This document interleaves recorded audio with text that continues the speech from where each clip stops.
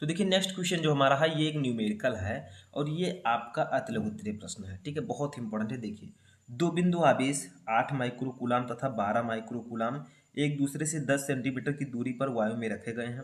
उनके बीच दूरी 6 सेंटीमीटर परिवर्तित करने के लिए कितना कार्य आवश्यक होगा। तो देखिए, दो बिंदु आवेश हैं, एक है 8 माइक्रोकूलाम का, एक 12 माइक्रोकूलाम का। वो एक दूसरे से 10 सेंटीमीटर की दूरी पर वायु में रखे गए हैं।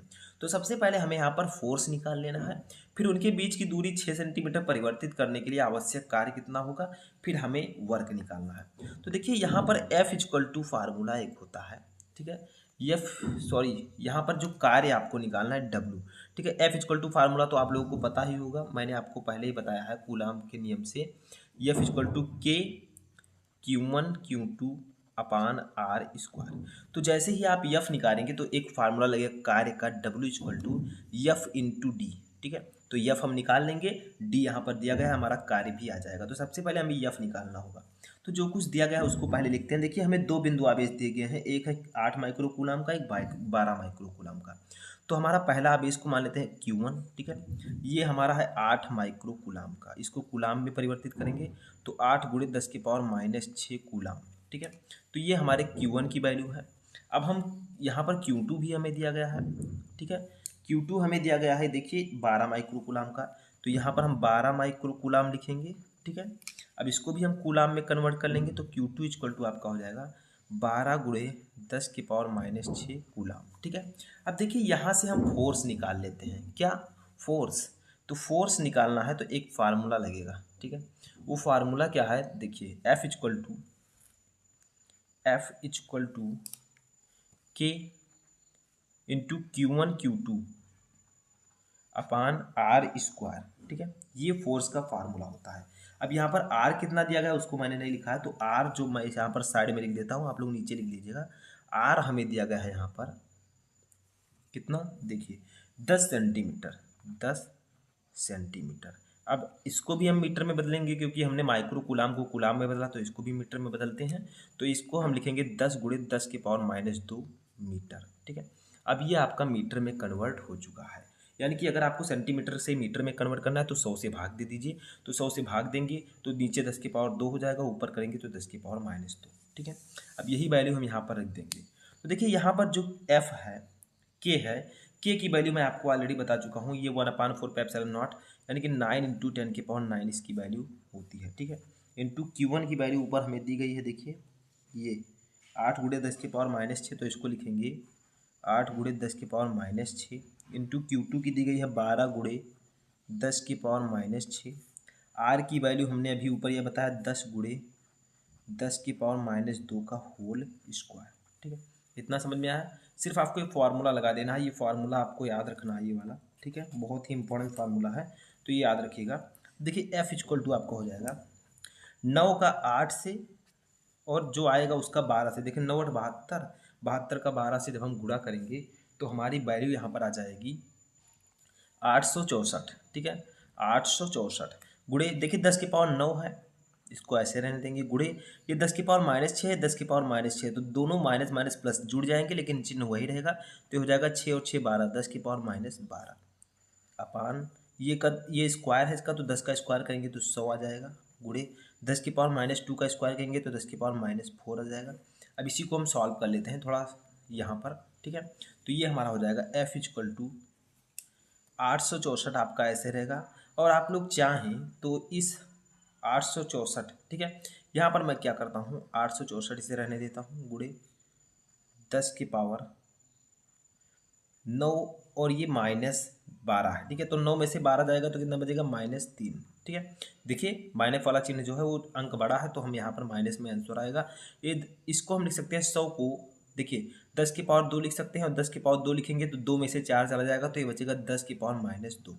इतना तो आप लोग समझदार हैं। ठीक है, अब आगे इसको सॉल्व करते हैं। देखिए तो आपका हो जाएगा, यहाँ पर मैं कर देता हूँ, देखिए यहाँ पर ये आपका हो जाएगा 864 गुणे ये 10 की पावर -3 आपका ऐसे रहेगा, गुणे ये 10 की पावर -2 ऊपर आ जाएगा, तो ये बचेगा 10 की पावर 2, क्योंकि नीचे माइनस में है, ऊपर आएगा तो प्लस में हो जाएगा। अब ये आपका आ गया F इक्वल टू 864 गुणे 10⁻⁻1। देखिए -3 में से 2 जाएगा तो -1 बचेगा, क्योंकि माइनस प्लस माइनस, 3 में से 2 गया 1 बचा। ठीक है, अब ये आपका हो जाएगा 864। इसको हम लिख सकते हैं -1 को, इसको नीचे ले जाएंगे तो ये प्लस में हो जाएगा, तो 864/10। तो अब हम इसे जब भाग देंगे तो हमारा फाइनली एफ आ जाएगा।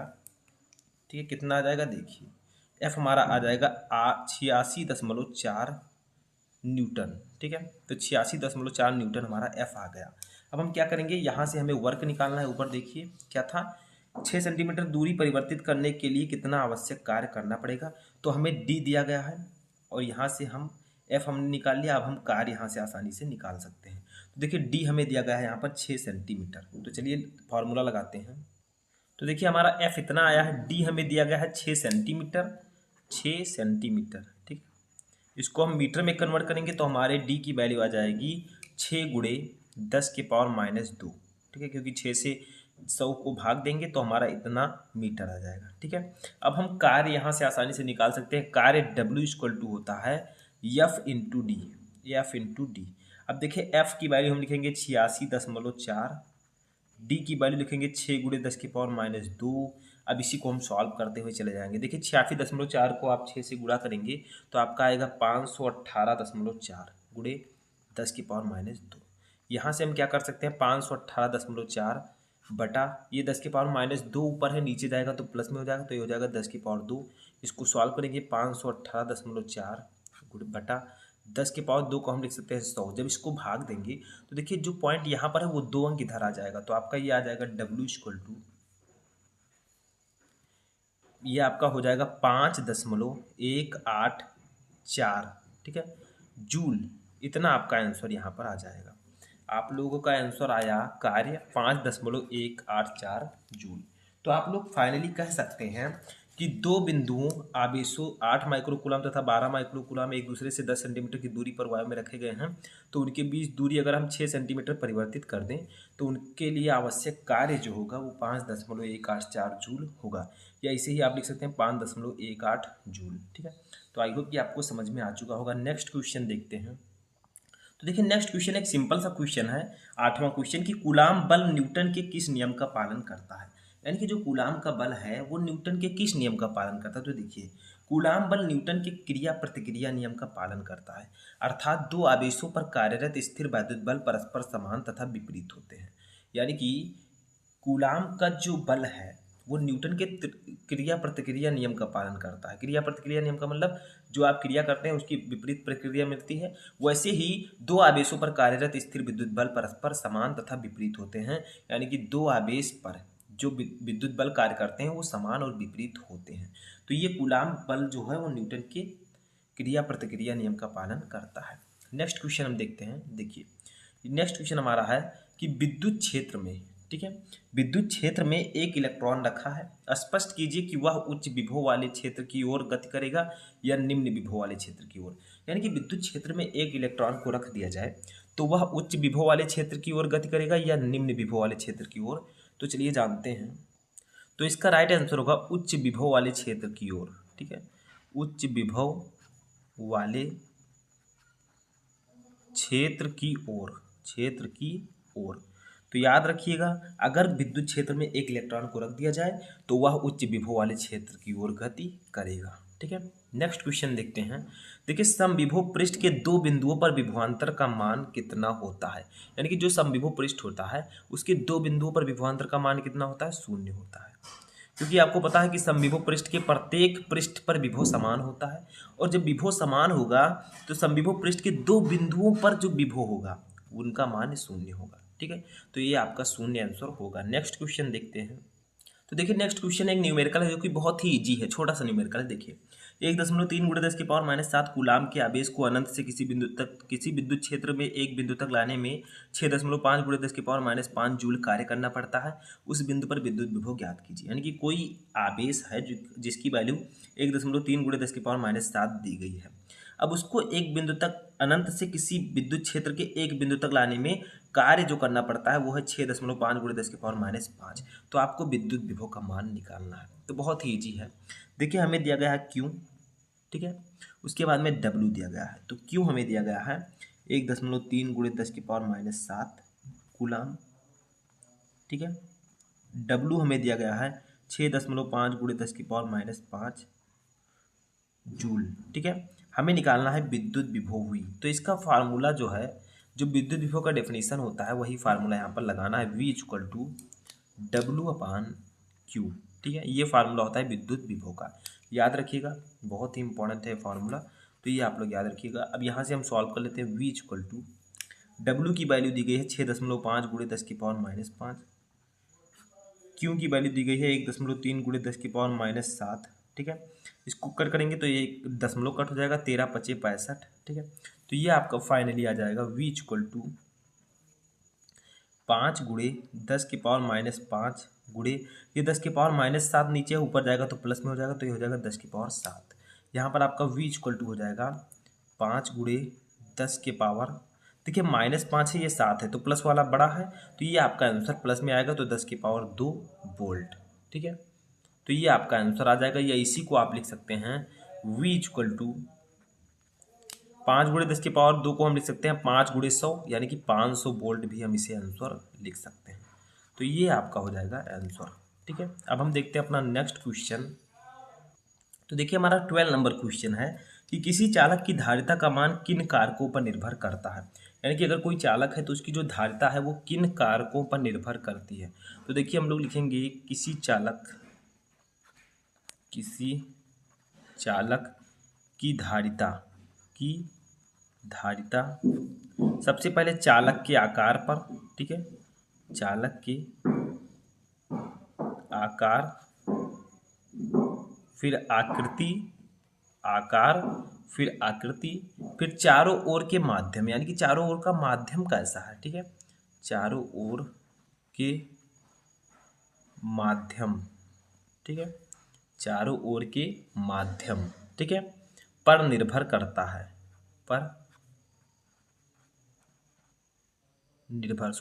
चारों ओर के माध्यम, ठीक है, के समीप किसी अन्य चालक की उपस्थिति, किसी अन्य चालक की उपस्थिति पर निर्भर करता है,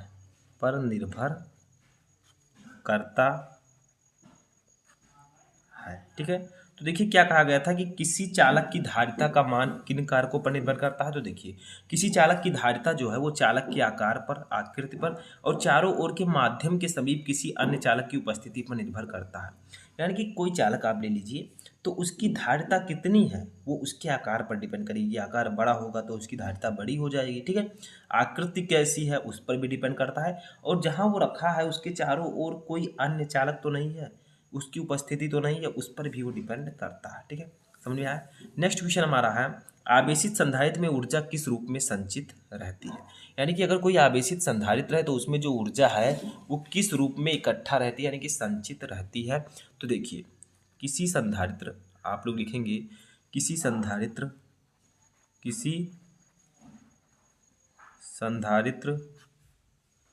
की प्लेटों के मध्य, ठीक है, की प्लेटों के मध्य विद्युत क्षेत्र के रूप में। तो देखिए आवेशित संधारित्र में ऊर्जा किस रूप में रहती है, तो किसी संधारित्र की प्लेटों के मध्य विद्युत क्षेत्र के रूप में, यानी कि संधारित्र की दो प्लेटें जो होती हैं उनके बीच जो विद्युत क्षेत्र होता है उसके रूप में आवेशित संधारित्र में ऊर्जा संचित रहती है, ठीक है। नेक्स्ट क्वेश्चन हम देखते हैं 14वां क्वेश्चन है कि किसी समांतर प्लेट संधारित्र में द्वितीय प्लेट का क्या कार्य होता है। आपको पता है कि संधारित्र में दो प्लेटें होती हैं, तो द्वितीय प्लेट का कार्य क्या होता है। तो देखिए द्वितीय प्लेट का कार्य होता है पहली प्लेट के आकार में परिवर्तन किए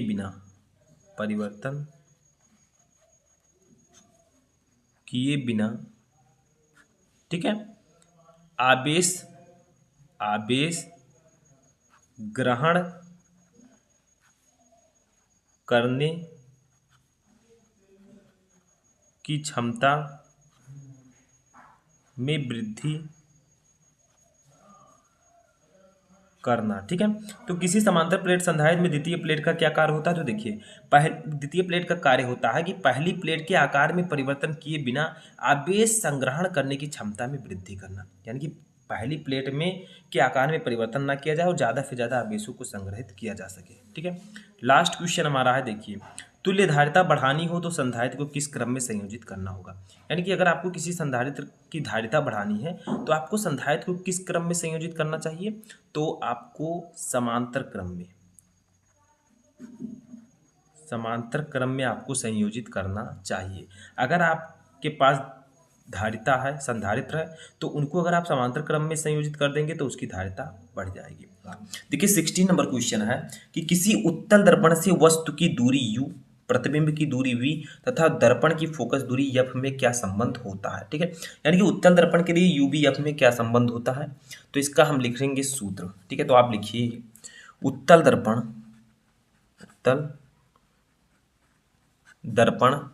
की फोकस दूरी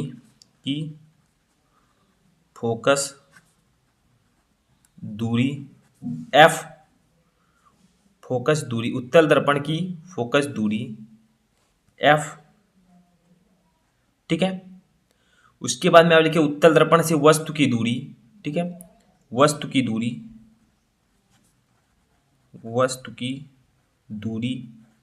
वस्तु को दूरी के हम लोग डिनोट करते हैं u तथा प्रतिबिंब की दूरी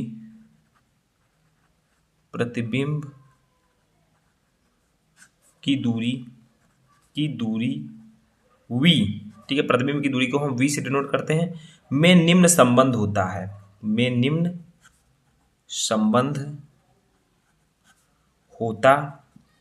है। देखिए, ठीक है, क्या संबंध होता है? तो इसका फॉर्मूला लिखते हैं यहाँ पर हम लोग। तो इसका संबंध है 1/f equal to 1/u plus 1/v।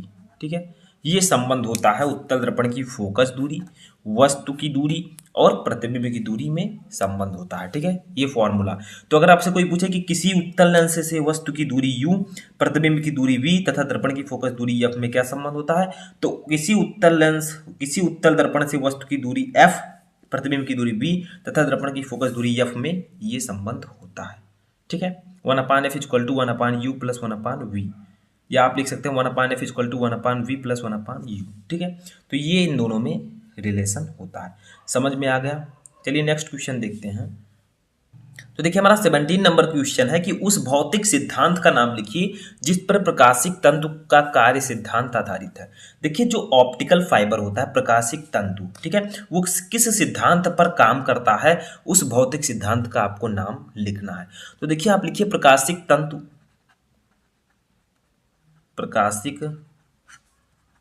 तंतु पूर्ण आंतरिक परावर्तन।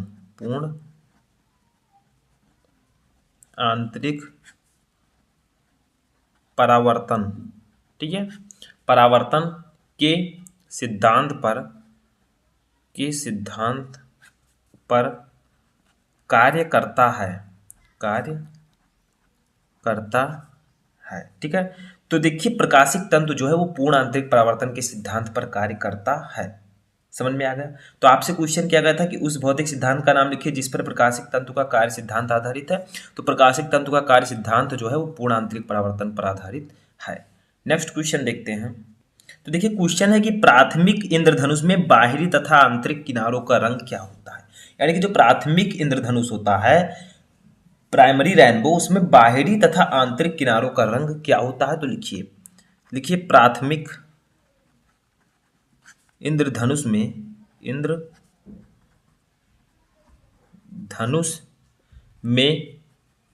बाहरी किनारों पर लाल रंग तथा आंतरिक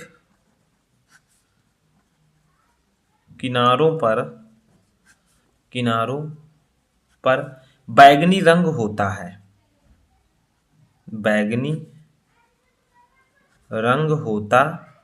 है। ठीक है। तो देखिए जो प्राथमिक इंद्रधनुष होता है इसके बाहरी किनारों पर लाल रंग तथा आंतरिक किनारों पर बैंगनी रंग होता है। समझ में आ गया। नेक्स्ट क्वेश्चन देखते हैं 19 नंबर। तो देखिए 19 नंबर क्वेश्चन है कि क्या पतले लेंस की फोकस दूरी f लेंस के पदार्थ के अपवर्तनांक n पर निर्भर करता है। यानी कि क्या जो पतले लेंस की फोकस दूरी f होती है वो लेंस के पदार्थ के अपवर्तनांक पर निर्भर करता है। तो आपको वर्ड में आंसर देना है हाँ। ठीक है, हाँ पतले लेंस की फोकस दूरी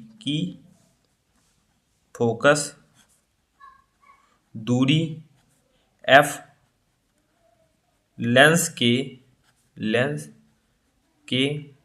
पदार्थ के अपवर्तनांक पर निर्भर करता है। ठीक है, निर्भर करता है। ठीक है, तो क्वेश्चन था कि क्या पतले लेंस की फोकस दूरी f लेंस के पदार्थ के अपवर्तनांक n पर निर्भर करता है। तो हाँ पतले लेंस की फोकस दूरी f लेंस के पदार्थ के अपवर्तनांक पर निर्भर करता है। तो ये आपका राइट आंसर होगा। ठीक है, लास्ट क्वेश्चन हमारा है किसी लेंस की एक डायोप्टर क्षमता को परिभाषित कीजिए। यानी कि जो एक डायोप्टर क्षमता होता है ये क्या होता है आपको परिभाषा देना है। तो देखिए मैं आपको ऑलरेडी बता चुका हूं कि जो क्षमता होती है नीचे मैं समझा देता हूं। ठीक है, जो क्षमता होती है लेंस की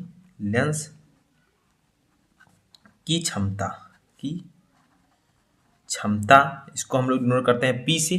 ठीक है, सभी को पता है P इक्वल टू होता है 1/f। ठीक है, 1/f वो भी मीटर में। ठीक है, मीटर में। तो हम लोग डिफिनीशन इससे निकाल सकते हैं। आप लोग लिखेंगे एक डायोप्टर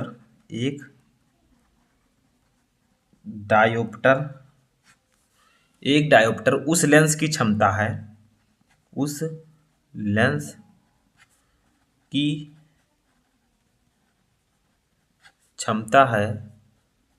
जिसकी फोकस दूरी